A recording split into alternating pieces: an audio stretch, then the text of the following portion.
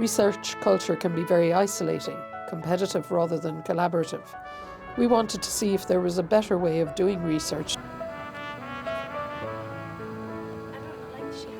I think we all brought different disciplines into genuine conversation with each other. We found joy in the process of sharing and collaborating.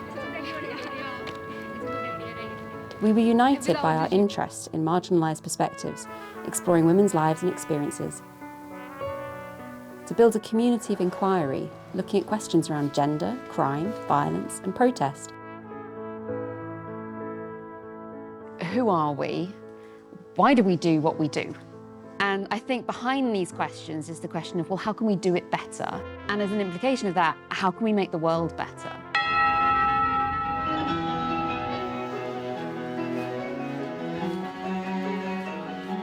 So when I start talking about women and revolution, one of the things people like to say is, there weren't any female revolutionaries. They were wrong. This is Claire Jung. She was a Berlin-based writer, revolutionary, and later anti-fascist. She was involved in hiding deserters, she smuggled guns, and she served time in prison as a result of these activities. And so her strategy when she was arrested was to basically pretend that she was very, very respectable, very bourgeois, and very, very stupid. It meant that she got a shorter prison sentence, and so when she was released, she was then able to carry on with exactly what she was doing before. And I love this quotation from her: "I'll fetch the guns, a woman is always less suspicious."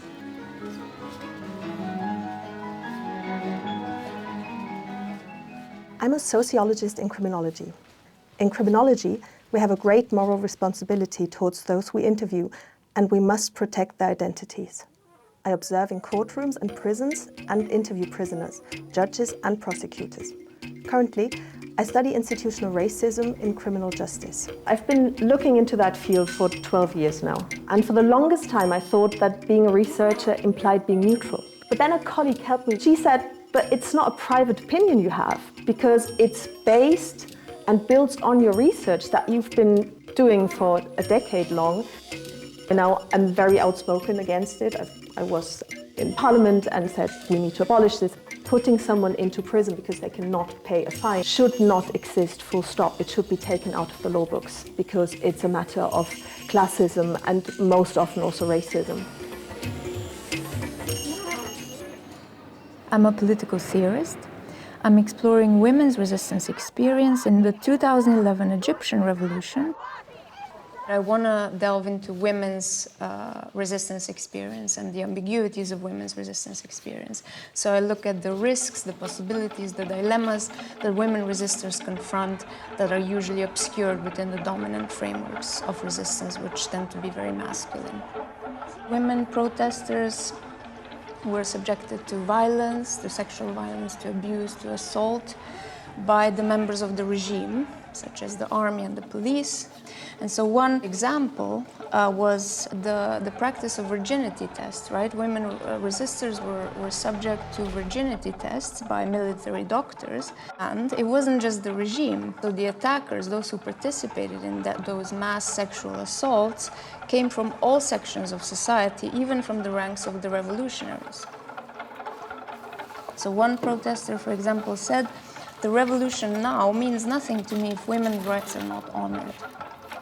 It's important to create a space for dialogue between academics, activists, and artists. We should not be approaching the activists as mere objects of or sources for our research, but be willing to engage in an equal dialogue and learn from their grassroots knowledges. I found that women's resistors' vulnerabilities, dilemmas, and disappointments can become sources of new hope.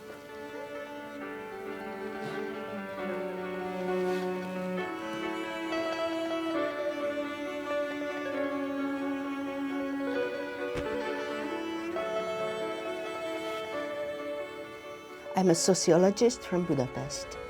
What is the price of activism? What does the activist risk? So I start with my mother. One of the mornings, she was crossing the bridge all alone on her feet. So she was walking through the Margaret Bridge, and all these Russian tanks came opposite her. At the age of 17, she was still a secondary grammar school student. She joined the university students in the marches. Demonstrations were without arms, yet they were shot. So one of her schoolmates were shot dead next to her in front of the parliamentary building. Actually, my auntie knows that my mom was also smuggling weapons later to the freedom fighters. I wonder if her story has anything to do with my interest in activism and movements. I wonder.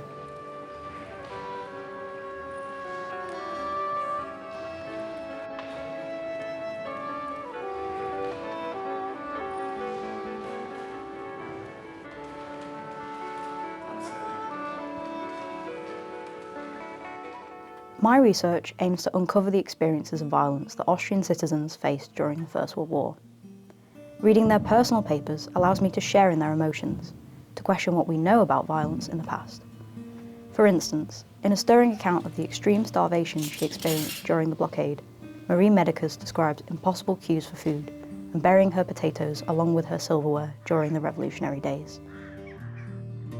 When the food situation in Salzburg worsened during the revolutionary days of 1918, many citizens turned to illegal ways of getting food.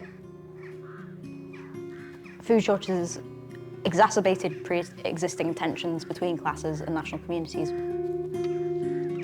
Hunger becomes a space in which, or a feeling which provokes political activism and protest.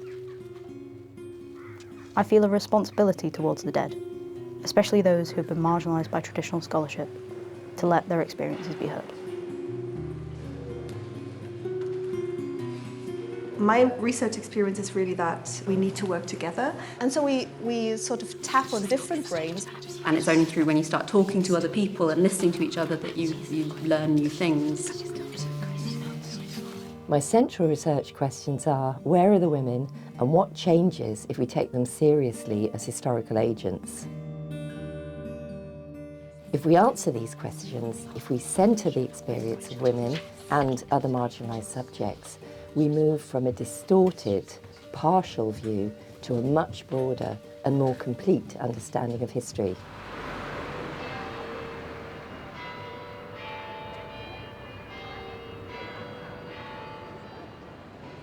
Everything will change. Are you ready to be the change? Research can be a very solitary, highly personal affair, and to spend days with like-minded colleagues discussing how and why we do what we do has been an almost revolutionary moment for me. Stop there. We have created a new feminist and critical network. The fact that it was enormous fun wasn't trivial. It was absolutely central to creating an environment where we could all be comfortable sharing our ideas without feeling exposed. We found common grounds in our commitment to our research, our sense of responsibility to our subjects, and our struggle to balance meeting the expectations of our fields with our own desire to challenge them. We have been taken out of our researcher comfort zones. We're united in our shared mission to put marginalised voices back into the story. We take home the liberating atmosphere of co-creating. I think we managed to equip each other with loads of encouragement and inspiration for our future work. For too long, the minds of men have ruled. At least now, I ask you to let your heart speak through your minds. For the birds and the bees and the land and the sea and the sky. Be a rebel.